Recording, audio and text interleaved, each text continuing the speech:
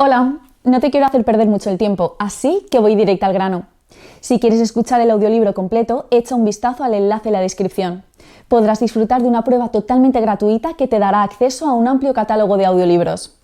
Pero espera, que hay más. Por si todavía tienes dudas, a continuación te dejo con un pequeño fragmento del audiolibro. Disfrútalo. Muchos fines de semana él se quedaba en casa terminando algún informe para el lunes siguiente o sencillamente repasando datos y estadísticas de diferente índole. A veces Carlos compartía aquellos momentos familiares, pero su cabeza nunca dejaba de estar en su trabajo. Y apenas sí prestaba atención a lo que su mujer y su hija le decían.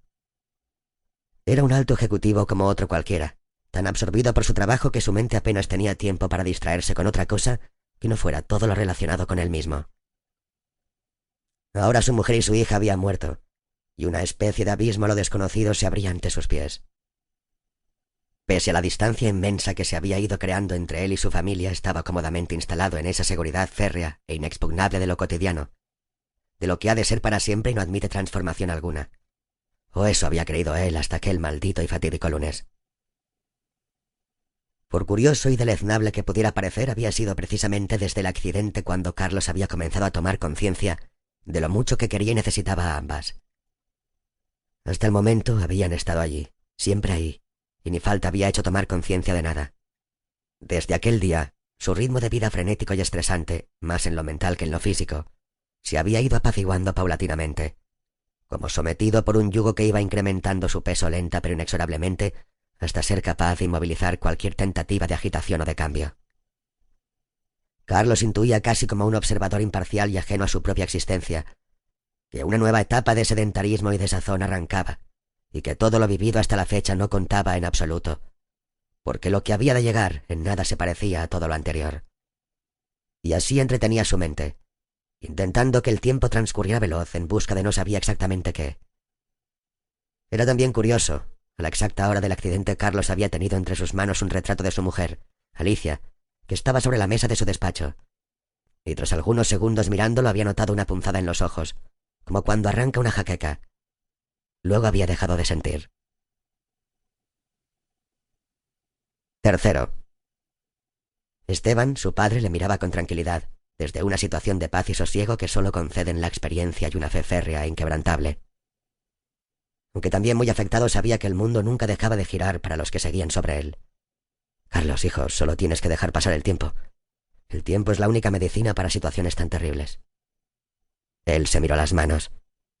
Estaban cubiertas de barro y con algunas briznas de césped. Aquella tierra adherida a sus manos con fuerza gracias a una pequeña humedad le daba una perspectiva diferente de su existencia breve, aunque no tan breve como la de su pequeña hija. No lo sé, papá, no lo sé. Ahora todo te parece muy difícil y eso es normal. Cuando tu madre nos dejó, yo tuve las mismas sensaciones. No. Yo también he perdido a Laura. Tú nunca has perdido a un hijo. Su padre se incorporó y dirigió la mirada hacia el horizonte. El sol ya era como una media naranja casi difusa que estaba siendo engullida por algún gigante sin escrúpulos.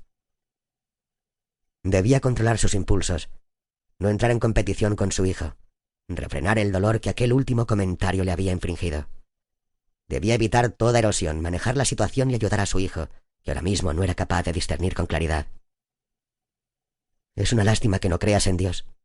De todos modos, yo rezaré por ti y pediré que toda la comunidad lo haga también. Todos están preocupados. Sabes que a mi manera os estoy agradecido. Lo sé, hijo, lo sé. Al principio, cuando era muy niño, Carlos había sido un buen cristiano.